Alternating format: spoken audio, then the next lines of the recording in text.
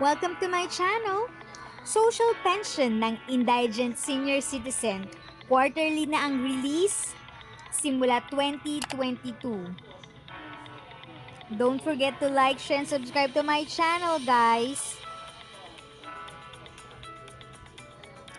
Good news, everyone!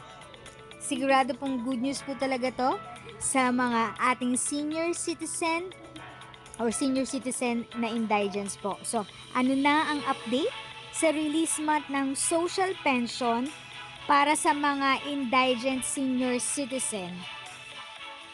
Atin pong alamin ang update na to, guys, na alam ko malaking tulong po ito sa lahat ng ating mga senior citizens na under po doon sa social pension. So, mas pinaaga ba? May increase ba sa allowance na ibinibigay?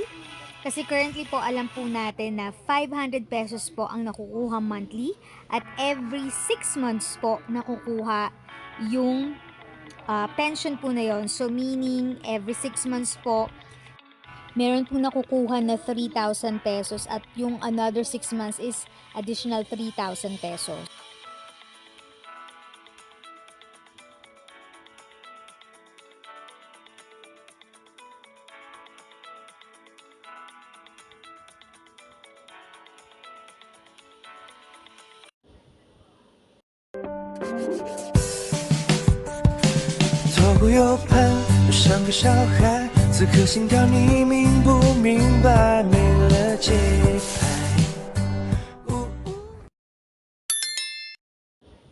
Before we jump to the video, welcome to Tita Eda's channel, giving you the best tips, tricks, government tutorials, and government information so we can be updated together.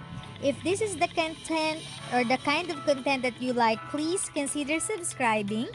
Kindly click the like, subscribe button, and notification bell so you will not miss any of our latest video episodes. So let's start! Ang social pension ng mga indigent senior citizens ay i-release na ng mas maaga simula sa January 2022, sinabi ng DSWD. So talagang good news nga po talaga ito. Sa kasalukuyan, ang 500 pesos buwan ng social pension ng mga senior citizens ay nire-release every 6 months. So we intend to implement the payout for every quarter starting this first quarter of 2022 ayon kay DSWD Secretary Rolando Bautista. So House Deputy Speaker Rufus Rodriguez, who inquired about the release of the social pension earlier, urged the DSWD to release the monthly social pension of senior citizens every 3 months. So ayun nga po, ayon kay Rodriguez, dapat makatanggap ang mga senior citizen ng kanilang 500 buwanang pension bawat 3 buwan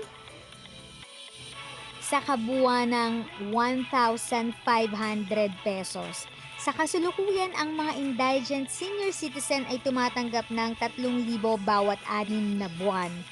Noong Agosto, inaprubahan din ng Kamara ang isang hakbang na naghahangad na taasan ang social pension. Yun nga po guys, so aside sa early na marirelease na yung social pension ng mga indigent senior citizen, yun na nga po, meron ding request na yung mga indigent senior citizen to increase yung 1,000 pesos every month po, na hopefully din po ay mapatupad din para sa karagdagang tulong po ng ating mga ng ating senior citizens na under po ng social pension. If you find this video informative and you like this content, please do comment on the comment section box below. So I hope nakatulong po ako sa update and tungkol sa news na ito, guys. Thank you so much! So ayan mga guys, if you find this video very helpful at nagustuhan mo itong video, please like, share, comment, and subscribe to my channel and click the notification bell para updated kayo sa lahat ng videos na aking i-upload. Thank you ulit sa pag-tune in nyo sa aking channel. Again, this is Tita Eda. If you have a questions and you want information, just visit Tita Eda's channel. Continue to be a blessing and stay safe.